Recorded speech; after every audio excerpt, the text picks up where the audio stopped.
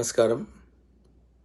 ఈ వర్షాల వలన రైతుల వడ్లన్నీ కూడా వర్షంలో తడిచిపోయి నష్టపోతున్నారు.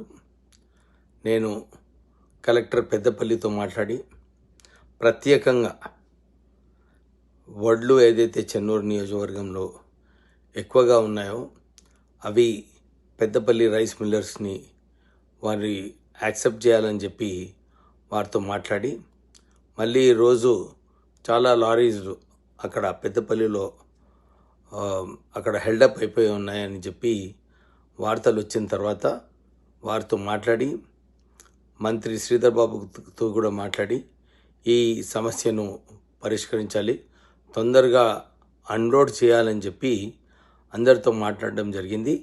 ఈ ప్రొక్యూర్మెంట్ వేగవంతంగా చేయాలని చెప్పి కూడా కోరుతూ రైతులకు ఆదుకోవాలని చెప్పి అందరికీ కూడా కోరడం జరిగింది.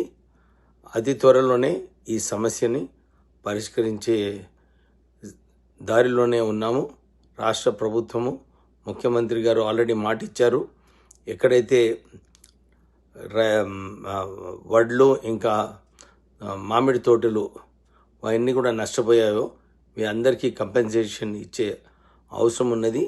త్వరలోనే రాష్ట్ర ప్రభుత్వం దీంట్లో చొరవ తీసుకొని ఒక నిర్ణయం తీసుకుంటుంది. నమస్కారం.